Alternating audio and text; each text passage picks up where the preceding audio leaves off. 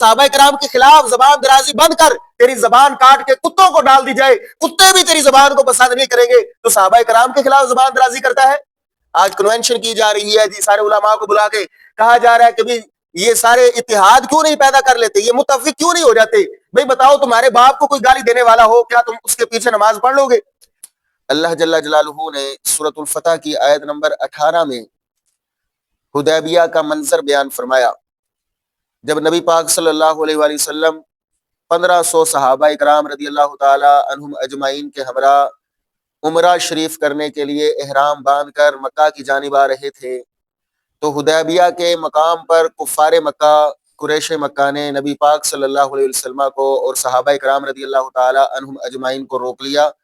اور عمرہ کرنے کی اجازت نہیں دے رہے تھے، اور ان کی طرف سے بھی سفیر آتے رہے، بات چیت ہوتی رہی، ڈائیلاگ ہوتے رہے، اور نبی پاک صلی اللہ علیہ وآلہ وسلم نے بھی اپنی طرف سے سفیر بھیجا تھا حضرت عثمان غنی ذو النورین رضی اللہ تعالی عنہ کو۔ پہلے تو رسول اللہ صلی اللہ علیہ وسلم نے حضرت عمر رضی اللہ تعالیٰ عنہ سے فرمایا تھا کہ اے عمر تم جاؤ اور جا کر ان سے بات چیت کرو، تو حضرت عمر رضی اللہ تعالیٰ عنہ نے عرض کی یا رسول اللہ صلی اللہ علیہ وسلم، میری طبیعت تھوڑی سی سخت ہے، میں سخت مزاج ہوں، تو وہاں پر جانے سے معاملات خراب ہو سکتے ہیں، معاملات بگڑ سکتے ہیں، یا رسول اللہ صلی اللہ علیہ وسلم عثمان غنی ذو النورین یہ نرم مزاج نرم طبیعت والے ہیں، ان کو بھیج دیجئے، یہ جا کر بات کرتے ہیں۔ تو یہ وہاں پر گئے تو عثمان غنی ذو النورین رضی اللہ تعالی عنہ نے ان سے بات چیت کی، تو کفار مکہ نے کہا کہ یہ حرم کعبہ ہے اور تمہارے سامنے بیت اللہ ہے، تم چاہو تو بیت اللہ شریف کی زیارت کرو، بیت اللہ کا طواف کرو، تم عمرہ کرو، تمہیں عمرہ کرنے کی تو اجازت ہے، لیکن نبی پاک صلی اللہ علیہ وسلم اور ان کے ساتھیوں کو عمرہ کرنے کی اجازت نہیں دی جائے گی۔ تو عثمان غنی ذو النورین رضی اللہ تعالی عنہ کی محبت کے جذبات دیکھیے، عشق کردہ ہے اپنی مرضی دے کم نہ راہ ویکھدا نہ پورا ویکھدا۔ حضرت عثمان غنی ذو النورین کی محبت کے جذبات دیکھیے، انہوں نے فرمایا اگر میری زندگی ساری بھی یہاں پر بیت جائے تو میں رسول اللہ صلی اللہ علیہ وسلم کے بغیر عمرہ نہیں ادا کروں گا۔ یہ محبت کا ایک رنگ ہوتا ہے، یہ عشق کا ایک انوکھا نرالا رنگ ہوتا ہے جو عثمان غنی ذو النورین رضی اللہ تعالی عنہ پر چڑھا ہوا تھا۔ تو آپ نے عمرہ نہیں کیا، کفار مکہ نے کیا کام کیا، عثمان غنی ذو النورین رضی اللہ تعالی عنہ کو قید کر لیا اور افواہ یہ پھیلا دی کہ عثمان غنی ذو النورین رضی اللہ تعالی عنہ کو قتل کر دیا گیا ہے یا پھر ان کو قید میں ڈال دیا گیا ہے۔ تو جیسے ہی نبی پاک صلی اللہ علیہ وسلم تک یہ خبر پہنچی تو آقا کریم صلی اللہ علیہ وسلم نے صحابہ اکرام رضی اللہ تعالی عنہم اجمعین سے بیعت لی، جسے بیعت رضوان کہا جاتا ہے۔ کیکر کے درخت کے نیچے نبی پاک صلی اللہ علیہ وسلم نے ان صحابہ اکرام کو بلایا اور صحابہ اکرام سے حضرت عثمان غنی ذو النورین رضی اللہ تعالی عنہ کے قصاص کے لیے بیعت لی، اور قرآن نے وہ منظر بیان فرمایا لقد رضی اللہ عن المؤمنین اذ یبایعونک تحت الشجرہ، اللہ مومنوں سے راضی ہو گیا کہ جب وہ آپ صلی اللہ علیہ وسلم سے بیعت کر رہے تھے درخت کے نیچے۔ اور وہ بیعت کیا کر رہے تھے؟ صحابہ اکرام کہتے ہیں بایعنا علی الموت، ہم نے نبی علیہ السلام کے ہاتھ پر موت پر بیعت کی تھی، موت پر بیعت کی تھی کہ یا رسول اللہ یا تو ہم عثمان غنی ذو النورین کا قصاص لیں گے، انتقام لیں گے، یا پھر ہم اپنی جانیں راہ خدا میں قربان کر دیں گے۔ اسے بیعت رضوان کہا جاتا ہے۔ نبی پاک صلی اللہ علیہ وسلم نے ان صحابہ اکرام کو بلایا اور اس طرح آپ اپنا ہاتھ بلند فرمایا، اور حضور علیہ السلام نے فرمایا یہ دیکھو یہ ہاتھ کس کا ہے؟ صحابہ اکرام نے عرض کیا رسول اللہ آپ کا ہاتھ ہے، تو حضور علیہ السلام نے فرمایا کہ عثمان یہاں پر موجود نہیں ہے، تو میں عثمان کی طرف سے بھی بیعت کر رہا ہوں۔ فرمایا یہ ہاتھ عثمان کا ہاتھ ہے، تو میرے ہاتھ پر بیعت کرو کہ یہاں سے واپس نہیں لوٹ کے جاؤ گے، یا تو اپنی جانوں کے نذرانے پیش کر دو گے یا پھر حضرت عثمان غنی ذو النورین کا قصاص لے کر جاؤ گے۔ تو اللہ تعالیٰ نے وہ منظر بیان فرمایا کہ اللہ مومنوں سے راضی ہو گیا جب وہ آپ صلی اللہ علیہ وسلم کے ہاتھ پر بیعت کر رہے تھے، تحت الشجرہ درخت کے نیچے بیعت کر رہے تھے۔ اب یہاں پر بڑی ہی قابل غور بات ہے، سمجھنے والی بات ہے کہ اللہ مومنوں سے راضی ہو گیا۔ اب اس آیت کریمہ کے اندر تو مومنوں کا ذکر ہے، اور میں پہلے بھی عرض کر چکا ہوں کہ اس سفر کے اندر کوئی بھی منافق نہیں تھا، سارے منافقوں نے آپس میں میٹنگ کی تھی، کہا کہ اس سے پہلے بھی جنگیں ہو چکی ہیں، 3 مرتبہ کفار نے آ کر حملہ کیا ہے، بدر کے اندر بھی، احد کے اندر بھی اور خندق کے اندر بھی 3 مرتبہ جنگیں ہو چکی ہیں، کفار بار بار آ کر حملہ آور ہوتے رہے ہیں، تو اب ہم میں سے کوئی بھی ان مسلمانوں کے ساتھ نہیں جائے گا، کیونکہ یہ ان کے گھر میں جا رہے ہیں اور کفار اتنے بغیرت نہیں ہے کہ ان کو واپس آنے دیں گے، بلکہ ان کو قتل کر دیں گے، ان کا صفایا ہو جائے گا، یہ واپس لوٹ کر کبھی بھی اپنے گھروں کی طرف نہیں آئیں گے، اس لیے ہمیں ان کا ساتھ دینے کی ضرورت نہیں ہے، ان کے ساتھ جانے کی ضرورت نہیں ہے۔ تو اللہ کا فضل یہ تھا کہ منافق سارے کے سارے پیچھے رہ گئے مدینے میں، اور جتنے بھی مخلص مومن تھے، جتنے بھی جانثار صحابہ کرام رضی اللہ تعالیٰ عنہم اجمعین تھے، وہ رسول اللہ صلی اللہ علیہ وسلم کے ساتھ موجود تھے۔ تو انہوں نے موت پر بیعت کی۔ اللہ جل جلالہ نے وہ منظر بیان فرمایا۔ اللہ تعالیٰ فرماتا ہے اللہ مومنوں سے راضی ہو گیا۔ اب وہ بیعت کرنے والے کون تھے؟ یہ رافضیوں سے پوچھئے کہ وہ بیعت کرنے والے کون تھے۔ ان میں سر فارس حضرت سیدنا تاجدار صداقت ابو بکر صدیق رضی اللہ تعالیٰ عنہ، سیدنا عمر فاروق رضی اللہ تعالیٰ عنہ، مولا کائنات حیدر کرار رضی اللہ تعالیٰ عنہ، حضرت عبد الرحمن بن عوف، حضرت سعد، حضرت سعید، حضرت طلحہ، یہ جلیل القدر صحابہ اکرام رضی اللہ تعالیٰ عنہ اجمعین بیعت کرنے والے تھے۔ تو اللہ تعالیٰ ان کے ایمان کی گواہی دے رہا ہے کہ اللہ مومنوں سے راضی ہو گیا۔ تو جو لوگ ابو بکر صدیق کو مومن نہیں مانتے ہیں، جو حضرت عمر کو مومن نہیں مانتے، جو ان جلیل القدر صحابہ کرام پر طعن کرتے ہیں، ان سے اس آیت کریمہ کے بارے میں سوال تو کرو کہ بھی اس آیت کریمہ کے بارے میں تمہارا کیا خیال ہے؟ تو آگے سے رافضی یہ جواب دیتے ہیں کہ یہ قرآن اصلی ہی نہیں ہے۔ استغفر اللہ، دو جواب دیتے ہیں رافضی۔ نمبر ایک، یہ قرآن اصلی نہیں ہے، اصلی قرآن کی 17,000 آیات بینات تھی، ایک یہ جواب ہے، اور اصلی قرآن جو ہے وہ 70 گز لمبا تھا، نعوذ باللہ۔ حالانکہ قرآن کی آیات بینات 6,666 آیات بینات ہیں، اور وہ جو کہہ رہے ہیں کہ یہ اصلی قرآن ہی نہیں، اور 17,000 اصلی قرآن کی آیات بینات تھی، اور 70 گز لمبا وہ قرآن تھا۔ تو 70 گز لمبا قرآن تو پڑھنے کے لیے ہمیں موٹر بائک پر جانا پڑے گا۔ تو کتنے یہ جھوٹے ہیں اپنے دعوے کے اندر کہ صحابہ کرام کو مومن نہ ماننے کے لیے انہوں نے قرآن کا بھی انکار کر دیا، قرآن کی آیات بینات کا بھی انکار کر دیا کہ یہ قرآن اصل قرآن ہی نہیں ہے، نعوذ باللہ من ذالک۔ کتنا بڑا فراڈ اور دھوکہ ہے۔ اور دوسرا جواب یہ دیتے ہیں کہ اللہ جل جلالہ بھول گیا، اللہ جل جلالہ بھول گیا کہ وہ قرآن تو مولا علی پہ نازل فرمانا چاہتا تھا، لیکن نبی پاک صلی اللہ علیہ وسلم پر نازل فرما دیا۔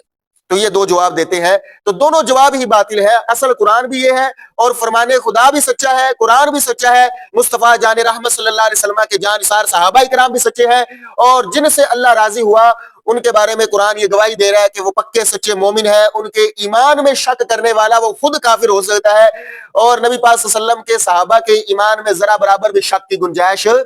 نہیں ہے۔ جو ان کے ایمان میں شک کرے گا وہ کافر ہوگا۔ صحابہ کرام پکے سچے مومن ہیں اور اپنی جانوں کے نذرانے پیش کرنے والے تھے۔ تو قرآن نے ان کے ایمان کی گواہی دی، کہا لقد رضی اللہ عن المؤمنین اذ یبایعونک تحت الشجرہ، اللہ مومنوں سے راضی ہوا جس وقت وہ آپ سے بیعت کر رہے تھے تحت الشجرہ، درخت کے نیچے، فعلم ما فی قلوبہم، اللہ نے جان لیا جو کچھ ان کے دلوں میں تھا۔ اللہ کہتا ہے کہ میں نے جان لیا جو کچھ ان کے دلوں میں تھا۔ ان کے دلوں میں اخلاص تھا، ان کے دلوں میں اللہ کی محبت موجود تھی، ان کے دلوں میں رسول اللہ صلی اللہ علیہ وسلم کی محبت موجود تھی، ان کے دلوں میں جذبہ جہاد موجود تھا۔ اللہ فرماتا ہے کہ میں نے جان لیا، اور آج کا رافضی آ کے کہے کہ صحابہ کرام پکے سچے مومن نہیں تھے، تو ہم اس رافضی کو جھٹلائیں گے، اسے کہیں گے بدبخت اپنی زبان بند کر، صحابہ کرام کے خلاف زبان درازی بند کر، تیری زبان کاٹ کے کتوں کو ڈال دی جائے، کتے بھی تیری زبان کو پسند نہیں کریں گے۔ تو صحابہ کرام کے خلاف زبان درازی کرتا ہے؟ تیری اتنی زبان پلیت ہے کہ تیری زبان کو تو کتے بھی پسند نہ کرے، تو صحابہ کرام کے خلاف بھونکتا ہے۔ تو اس لیے اہل بیت سے محبت بھی یہ سنیوں کا طریقہ ہے، اور نبی علیہ السلام کے صحابہ سے بھی محبت سنیوں کا طریقہ ہے۔ نہ ہم رافضی ہیں، نہ ہم خارجی ہیں، نہ صحابہ کے گستاخ ہیں، نہ اہل بیت کے گستاخ ہیں۔ ایک ٹولہ صحابہ کے خلاف بھونکتا ہوا نظر آتا ہے، ایک ٹولہ اہل بیت کے خلاف بھونکتا ہوا نظر آتا ہے، تو ہم ان کو بتانا چاہتے ہیں ہمارا تمہارے ساتھ کوئی تعلق نہیں ہے، ہمارا ان کے ساتھ کوئی تعلق نہیں ہے۔ آج کنونشن کی جا رہی ہے جی، سارے علماء کو بلا کے کہا جا رہا ہے کہ بھی یہ سارے اتحاد کیوں نہیں پیدا کر لیتے، یہ متفق کیوں نہیں ہو جاتے؟ بھئی بتاؤ، تمہارے باپ کو کوئی گالی دینے والا ہو، کیا تم اس کے پیچھے نماز پڑھ لو گے؟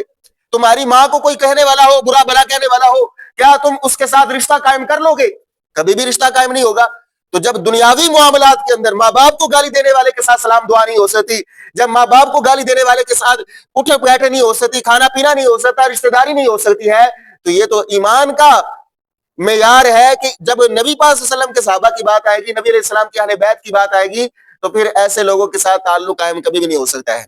ایسے لوگوں کے ساتھ اتحاد نہیں ہو سکتا ہے۔ تو حدیث مبارکہ میں واضح الفاظ کے اندر یہ بیان کر دیا گیا کہ اگر ایسے لوگ جو اہل بیت اور صحابہ کرام کے بے ادب اور گستاخ ہو، فرمایا کہ بیمار ہو جائے تو ان کی عیادت کرنے کے لیے نہ جاؤ، اور اگر مر جائے تو ان کے جنازے میں شامل نہ ہو، اور فرمایا ان کے ساتھ رشتہ داریاں قائم نہ کیا کرو۔ تو جب یہ حدیث مبارکہ میں واضح الفاظ کے ساتھ حکم آ گیا، تو پھر ایسے لوگوں کے ساتھ اتحاد اور اتفاق کبھی بھی نہیں ہو سکتا ہے۔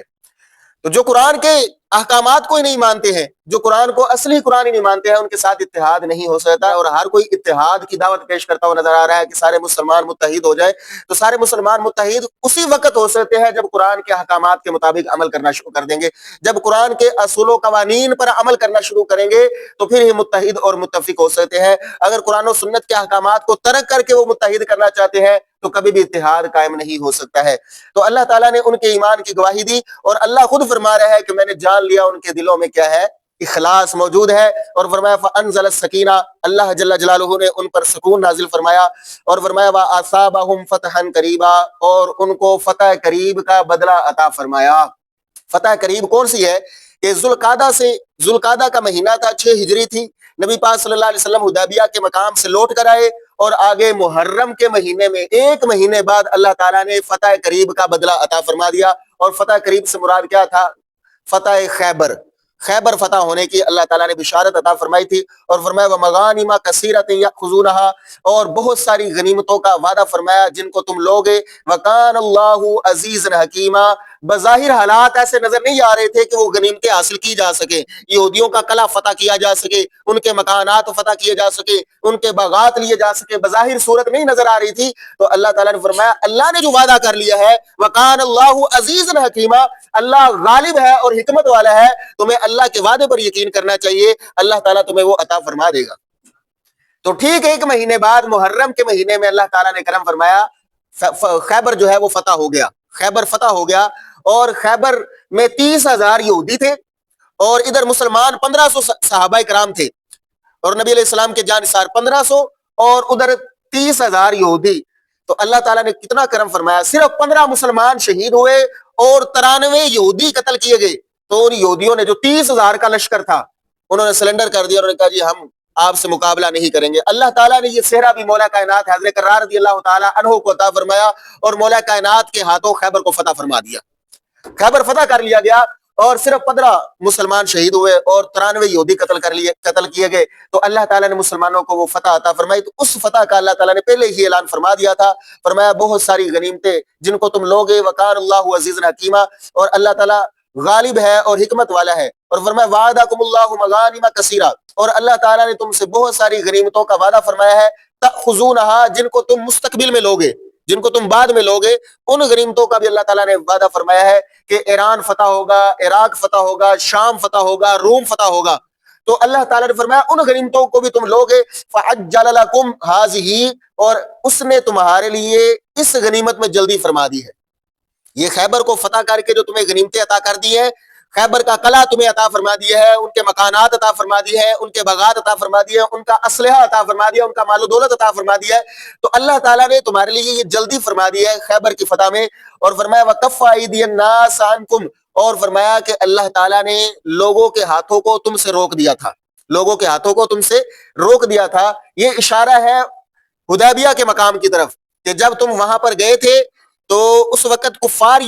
یہ باتیں کر رہے تھے کہ یہ تو 1500 لوگ ہیں، اور ہمارے پاس برادریاں بھی زیادہ ہیں، ہمارے پاس مال و دولت بھی زیادہ ہے، ہمارے پاس لوگ بھی زیادہ ہیں، تو ہم تو ان کو مٹا دیں گے اور ان کا صفایا کر دیں گے۔ تو اس وقت وہ ایسی باتیں کر رہے تھے، تو اللہ جل جلالہ نے ارشاد فرمایا وَكَفَّ أَيْدِيَ النَّاسِ عَنْكُمْ، اللہ جل جلالہ نے ان کے ہاتھوں کو تم سے روک دیا تھا کہ وہ مقابلے کے لیے تیار نہیں ہوئے۔ بعض نے یہ مشورہ دے دیا کہ یار وہ تو عمرہ کرنے کے لیے آئے، وہ لڑنے کے لیے نہیں آئے، ان کے ساتھ جنگ کرنی نہیں چاہیے۔ تو ادھر منافقین بھی یہ کہہ رہے تھے کہ واپس لوٹ کر نہیں آئیں گے، منافقوں کو بھی یہی امیدیں تھی، یہی گمان تھا کہ یہ سارے قتل ہو جائیں گے۔ اور ادھر بعض کافروں نے بھی کہا کہ ہم تو ان کا صفایا کر دیں گے،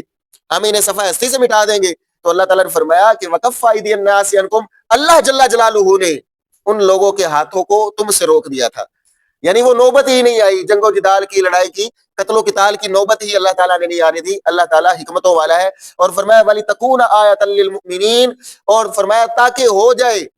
مومنوں کے لیے یہ نشانی، یہ خیبر کا فتح ہونا یہ مومنوں کے لیے نشانی ہو جائے۔ وَيَهْدِيَكُمْ صِرَاطًا مُسْتَقِيمًا، اور اللہ تعالیٰ تاکہ تمہیں چلائے سیدھے راستے پر۔ وَأُخْرَىٰ لَمْ تَقْدِرُوا عَلَيْهَا، اور دوسری جو غنیمتیں ہیں جن پر تم ابھی تک قادر نہیں ہوئے، قَدْ أَحَاطَ اللَّهُ بِهَا، اللہ جل جلالہ نے ان کا احاطہ فرمایا ہوا ہے۔ ایران فتح ہوگا، عراق فتح ہوگا، روم فتح ہوگا، شام فتح ہوگا، فلسطین فتح ہوگا. اللہ جل جلالہ فرماتا ہے باقی تو دوسری غنیمتوں کا تم سے وعدہ فرمایا ہے، فرمایا جن پر تم ابھی تک قادر نہیں ہوئے اللہ تعالیٰ نے ان کا احاطہ فرمایا ہوا ہے، وہ بھی فتح ہو جائیں گے اللہ کے فضل و کرم سے. فرمایا وکان اللہ علی کل شیء قدیر، بے شک اللہ تعالیٰ ہر چاہت پر قادر ہے. ولو قاتلکم الذین کفروا، اور تم سے اگر کافر قتال کرتے، اگر کافر قتال کرتے حدیبیہ کے مقام پر تم سے جہاد ہوتا،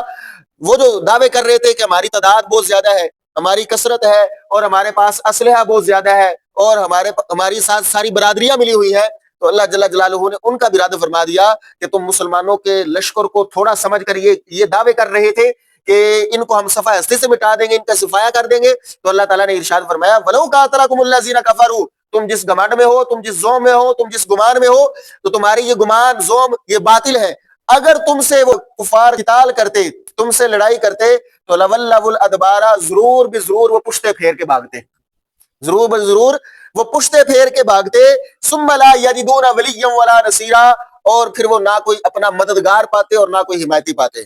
یعنی ان کے گھر میں جا کر بھی مسلمان غالب آتے اللہ کے فضل و کرم سے، یہ 1500 ہو کر بھی ان پر غالب آتے، کیونکہ اللہ تعالیٰ کی مدد مسلمانوں کے ساتھ شامل حال ہوتی. تو اللہ تعالیٰ نے ان کے زوم کو بھی دور کیا، ان کے گمان کو دور کیا کہ تم جو دعوے کر رہے تھے یہ تمہارے دعوے باطل ہے. تو فرمایا پھر تمہیں نہ کوئی مددگار ملتا اور نہ کوئی حمایتی ملتا. سنت اللہ التی قد خلت من قبل، فرمایا یہ اللہ کا دستور ہے جو کہ پہلے گزر چکا ہے. ولن تجد لسنت اللہ تبدیلا، تو ہرگز نہیں اللہ تعالیٰ کے دستور کو بدلتا ہوا پائے گا. اللہ کا دستور بدلتا نہیں ہے تو ہرگز اللہ کے دستور کو بدلتا ہوا نہیں پائے گا. تو فرمایا یہ اللہ کا دستور رہا ہے کہ اللہ جل جلالہ ایمان والوں کی اور اپنے نبیوں کی مدد فرماتا ہے، یہ اللہ تعالیٰ کا دستور رہا ہے. اور ان کے زوم باطل کو بھی اللہ تعالیٰ نے رد کر دیا کہ تمہارا یہ گمان جو تھا یہ باطل تھا کہ ہم مسلمانوں کو مٹا دیں گے، تو ایسا نہیں ہونا تھا.